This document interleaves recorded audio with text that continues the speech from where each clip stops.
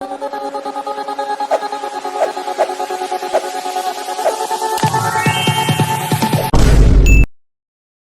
Hello welcome back to our channel. நான் உங்க PK வந்தாச்சு. அதான் welcome to great Kirikalan magic. அது நேத்து வந்துட்டு பார்த்தோம்னா தமிழ்நாட்டுல அரசியல் நகர்வுகள்ல ரொம்ப முக்கியமான ஒரு 2 விஷயம் நடந்திருக்கு அப்படின்னு தான் சொல்லணும். ஒண்ணு வந்துட்டு பார்த்தோம் அப்படின்னா, பதவி கொடுக்கும் போதே வந்துட்டு பலருமே எதிர்ப்பு விமர்சனம் அப்படின்றதெல்லாம் வச்சிருந்தாலும் கூட, ஏன் முன்னாடி வந்துட்டு திமுக ஆட்சி பீரியட்ல இருந்தப்ப எங்களை பிரச்சாரம் கூட பண்ண விடாம பண்றாங்க அப்படின்னு சொல்லிட்டு தாவேக்காவே வந்துட்டு இவர் மேல கம்ப்ளைண்ட் எல்லாம் கொடுத்திருந்தாலும், ஆட்சி அமைஞ்சதுக்கு அப்புறமா காத்திருப்போர் பட்டியலில் இருக்கக்கூடிய அருண் ஐபிஎஸ்க்கு லஞ்ச ஒழிப்புத்துறையினுடைய இயக்குனர் பதவியை கொடுத்திருந்தாங்க. அவரது நேர்மையையும் செயல்பாட்டையும் நம்பி மிகப்பெரிய பொறுப்பை முதல்வர் தந்திருப்பதாக தலைமைச் செயலக வட்டாரங்கள் தெரிவிக்கின்றன. பல விவாதங்கள் எல்லாம் இது ஏற்படுத்தி இருந்தாலும் கூட, பதவி கொடுத்த 45 நாள்ல பார்த்தோம்னா அந்த பதவியை பிடிங்கிட்டு தூக்கி அடிக்கப்பட்டிருக்காரு அண்ணன் அருண் ஐபிஎஸ் அப்படின்னே சொல்லலாம். அதை வேற ஞாபகப்படுத்திட்டீங்க. நெஞ்சமெல்லாம் பொண்ணு அறக்கு தம்பி, மறக்க முடியல. சோ இது ஒரு பக்கம் வந்துட்டு பார்த்தோம் அப்படின்னா, ரொம்ப பெரிய அளவுல வந்துட்டு அப்பாடா இப்பதான் வந்துட்டு தாவேக்கா ஒரு கரெக்டான முடிவு எடுத்திருக்கு, இப்படிப்பட்ட ஒரு துறைக்கு வந்துட்டு இப்படிப்பட்ட ஒருத்தர்கிட்ட பொறுப்பு அப்படின்றது இருக்கிறது திருடனுக்கு கையில சாவியை கொடுத்த மாதிரி, பரவாயில்ல தாவேக்கா கவர்மெண்ட் வந்துட்டு தெளிஞ்சிட்டாங்க அப்படின்னு சொல்லி வாய மூடுறதுக்கு முன்னாடியே பாடநூல் கழகத்தினுடைய தலைவரா அண்ணன் லயோலாமணிக்கு அரசாணை வழங்கப்பட்டிருக்கு அப்படின்னு தான் சொல்லணும். படங்கள்ல சில வரிகளை சொல்லுவாரு, இங்கிலீஷ் பீஸ் வேணாண்டி, இந்தி திணிப்பு வேணாண்டி, கரகாட்டம் ஆடிக்கிட்டு தமிழில் பாடேண்டி, இந்தி திணிப்பு. அதுல இது ரெண்டுமே வந்துட்டு பார்த்தோம் அப்படின்னா, ஒரு பக்கத்துல ரொம்ப பெரிய ஆதரவையும் ஒரு பக்கத்துல ரொம்ப பெரிய எதிர்ப்பையும் சந்திச்சுக்கிட்டு இருக்கக்கூடிய விஷயமா மாறி இருக்கு.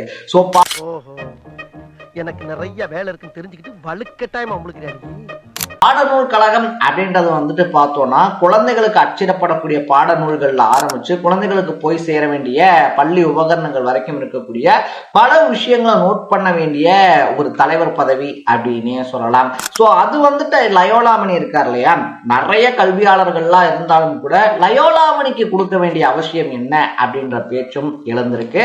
இதை பத்தியும் தான் நம்ம விலாவாரியா பேச போறோம். அதுக்கு முன்னாடி நம்ம சேனலுக்கு நீங்க புதுசா வந்திருந்தீங்கன்னா மறக்காம சேனலை ஃபாலோ பண்ணி சப்ஸ்கிரைப் பண்ணிக்கங்க.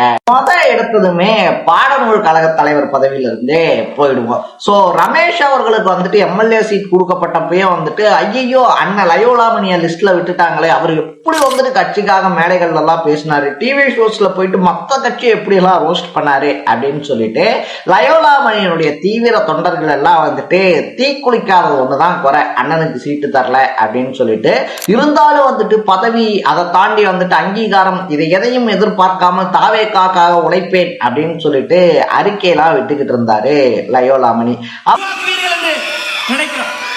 நீங்க நினைக்கலாம் தீநகர் தொகுதியின் வேட்பாளர் ஐயா ஆனந்த் அவர்கள் நினைக்கலாம், தீநகர் தொகுதியின் வேட்பாளர் விஜய். அப்புறம் எப்படி இந்த பொறுப்பு அப்படின்னு சொல்லி விசாரிச்சு பார்க்கும் போதுதான் எனக்கு ஒண்ணுமே புரியல. அதுதான் எனக்கும் புரியல. கட்சியில உழைச்சவங்க, எலெக்ஷன்ல நிக்கிறதுக்கு வாய்ப்பு கிடைக்காம போனவங்க, இல்ல நின்னுமே தோத்து போனவங்க எல்லாம் இருக்காங்க இல்லையா, அவங்களுக்கு எல்லாம் வந்துட்டு இந்த வாரிய தலைவர் பதவியை பார்த்து போட்டு கொடுத்துருங்கப்பா அப்படின்னு வந்துட்டு அண்ணன் விஜயே சொல்லி இருந்தாராம். அதனால வந்துட்டு பார்த்தோம்னா இந்த வாய்ப்பை சரியா பயன்படுத்திக்கிட்ட லயோலாமணி இருக்கார் இல்லையா, இந்த மாதிரி வந்து கட்சிக்காக எல்லாம் உழைச்சனாலும் எனக்கு சீட்டு கிடைக்கல, நீங்க பார்த்து என்ன பண்ணுவீங்களோ பண்ணுங்க அப்படின்னு சொல்லி ராஜ்மோகன் இருக்கார் இல்லையா, சோ ராஜ்மோகனும் வந்துட்டு பேச்சாளர், ரமேஷ் அவர்களும் பேச்சாளர், அதை தாண்டி வந்துட்டு பார்த்தோம்னா அண்ணா லயோலாமணியும் பேச்சாளர் அப்படின்றதுனால அந்த பாண்டிங்கை வச்சு காத கீத கடிச்சு வந்துட்டு பாடநூல் கழக தலைவர் பதவி அப்படின்றத வாங்கிட்டாரு. பாசத்திற்குரிய அண்ணன் ராஜ்மோகன் அவர்களுக்கு மனப்பூர்வமான நன்றியை தெரிவித்துக் கொள்கிறேன்.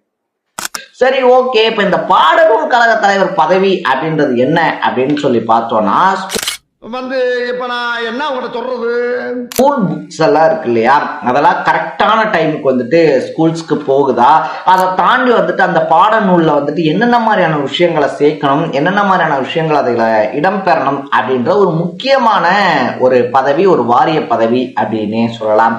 இதுக்கு முன்னாடி யார் இருந்தாங்க அப்படின்னு சொல்லி பார்க்கும்போது ஐயா லியோனி இருந்தாரு. எப்பா லியோனி இருந்தப்ப விட்டுட்ட, இப்ப லயோலாமணிக்கு கொடுத்ததை கேட்பியான்னு கேட்டோம்னா அவங்க சரியில்லைன்னு சொல்லி தானடா நீங்க ஆட்சிக்கு வந்தீங்க. அப்புறம் அவங்க பண்ற மாதிரியே வந்துட்டு ஆதரவு கொடுத்தாங்க, கட்சியில இருந்தாங்கன்றதுக்காக வாரிய தலைவர் பதவியை தூக்கி கொடுப்பீங்க. எலிஜிபிளான இந்த ஸ்பாட்டுக்கு நீ வந்த அது உனக்கு அசிங்கம்னே, தெய்வமே உனக்கு அசிங்கம். எல்லாம் விட்டுட்டு பாடநூல் கழகம் மாதிரி இருக்கக்கூடிய ஒரு வாரியத்துக்கு கட்சி மேடைகள்ல பேசுற பேச்சாளருக்கு வாய்ப்பு கொடுப்போம் அப்படின்னு சொன்னா அதை எந்த மாதிரி எடுத்துக்கிறது அப்படின்னு சொல்லிட்டு தான் தெரியல. சோ இந்த வாரிய தலைவருக்கு அப்படி என்னென்ன மாதிரியான ஸ்பெஷலிட்டிஸ் கிடைக்கும் அப்படின்னு சொல்லி பார்க்கும்போது அண்ணன் லயோலாமணி அடுத்த 3 வருஷத்துக்கு இந்த பதவியில இருப்பாப்ல. அவர் வந்துட்டு இந்த பாடநூல் கழகத்துடைய வேலைகள் எல்லாம் பார்க்கறதுக்காக அரசாங்கத்தின் சார்பில் ஒரு இனோவா காரு, மாசமானா 30,000 ரூபாய் சம்பளம். இதை தாண்டி வந்துட்டு பார்த்தோம்னா ஒரு பிசி அவருடைய பாதுகாப்புக்கு, அதுக்கப்புறமா வந்துட்டு பார்த்தோம்னா அவருக்கு தேவையான விஷயங்கள் இது எல்லாம் கொடுக்கப்படும். ஒரு என்னது கவர்மெண்ட் வேலை கிடைச்சிருக்கா? ஆமா எனக்கா? உனக்கு தான். ஐயோ ஐயோ நான் என்ன செய்வேன், யார்கிட்ட போய் சொல்லுவேன்? ராமா ஐயா அப்படி அசிஸ்டன்ட்டும் வந்துட்டு அவருக்கு கொடுக்கப்படுவாரு அப்படின்னு தான் சொல்லணும். ஸோ ஓவராலா வந்துட்டு பார்த்தோம்னா எம்எல்ஏ சீட் கிடைக்காத ஏக்கத்துல இருந்த அண்ணன் லயோலாமணிக்கு வாரிய தலைவர் பதவியை கொடுத்து அழகு பார்த்து அமைதிப்படுத்தி இருக்காரு அண்ணன் விஜய். நான் அடிச்ச மணி கடவுளுக்கு கேட்டு சொல்லியோ கவர்மெண்ட்டுக்கு கேட்டுருச்சு. அடி சாம்பார் அப்பாயின்மெண்ட் ஆட. அப்படியே இந்த பக்கம் திரும்பி பார்த்தோம் அப்படின்னா பிரச்சார டைம் எல்லாம் வந்துட்டு பார்த்தா சோனு மலை, இந்த பக்கம் பார்த்தா சோனு மலை. திமுகக்காக ஆதரவா செயல்படுறாரு. இவர் வந்துட்டு போலீஸ்ல இருக்கவே தகுதி கிடையாது, கரூர் சம்பவம் மாதிரியே இன்னொரு சம்பவத்தை நடத்த திட்டமிடுறாரு அப்படின்னு சொல்லிட்டு பல குற்றச்சாட்டை கொதிக்க அருண் ஐபிஎஸ் மேல வச்சிருந்தாரு அண்ணன் ஆதவர்ஜுனா. அருண் ஐபிஎஸ் பணியிட மாற்றம் மட்டும் அனைத்து தரப்பினரையும் வாய்ப்பிழக்க வைத்திருக்கிறது. இதனால தேர்தல் ஆணையமே வந்துட்டு பார்த்தோம் அப்படின்னா சரி ஓகே அவ்வளவு கொடூரமானவர் அவரு, வாங்க பாத்துக்கலாம் அப்படின்னு சொல்லிட்டு கட்டாய காத்திருப்போர் பட்டியலுக்கு வந்துட்டு அருண் ஐபிஎஸ் மாத்துறாங்க. பொதுவாவே வந்துட்டு பார்த்தோம்னா ஒரு புதிய கவர்மெண்ட் மாறுது, இல்ல கவர்மெண்ட் வந்துட்டு சேஞ்ச் ஆகுது அப்படின்னு சொல்லி வச்சுக்கோங்களேன். முந்தின கவர்மெண்ட்ல இருந்த பவர்ஃபுல்லான பிளேசஸ்ல இருந்தவங்க எல்லாம் வந்துட்டு தனக்கு வேண்டியவங்களை வச்சு ரிப்ளேஸ் பண்ணுவாங்க. ஆனா காத்திருப்போர் பட்டியல இருந்த அருண் ஐபிஎஸ் வாலண்டியரா வா வா வான்னு இழுத்து அவர்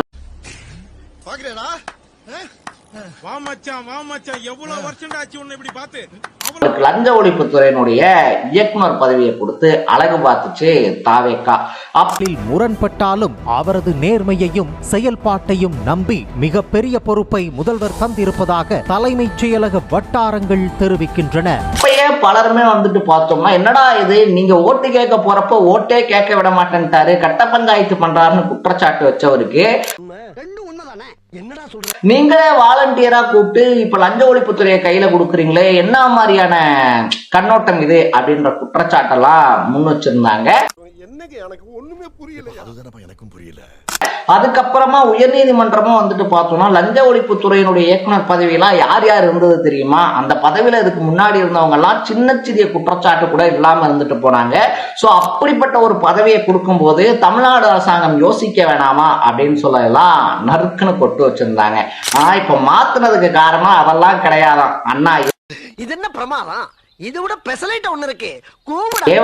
ஏவா வேலு இருக்கார் இல்லையா, ஏவா வேலு வீட்டுல நடந்த ரைடு பத்தின விஷயங்கள், KN நேரு வீட்டுல நடந்த ரைடு பத்தின விஷயங்கள்லாம் தலைவர் கசிய விட்டுருக்காரு அப்படின்னு சொல்றாங்க. இதனால காண்டான சிஎம் அவரை தூக்கி வந்துட்டு பயிற்சி ஸ்கூலினுடைய துணை இயக்குனரா போட்டுட்டு அக்கா IAS IPS அதிகாரிகள் உட்பட பல்வேறு பிரிவு அதிகாரிகள் அதிரடியாக இடமாற்றம் செய்யப்பட்டனர். மகேஸ்வரியவே நீங்களே லஞ்ச ஒழிப்புத்துறையினுடைய டைரக்டரா இருந்துக்கங்க அப்படின்னு சொல்லி அதிரடியான அறிவிப்பை வெளியிட்டிருக்காரு. இந்த 2 விஷயத்தையும் நீங்க எப்படி பாக்குறீங்க அப்படின்றத கமெண்ட் பண்ணிட்டு மறக்காம சேனலை ஃபாலோ அண்ட் சப்ஸ்கிரைப் பண்ணிக்கங்க. நாளைக்கு இதே மாதிரி இன்னொரு இன்ட்ரெஸ்டிங்கான வீடியோவோட சந்திக்கலாம். Tata bye by. மட்டமாமே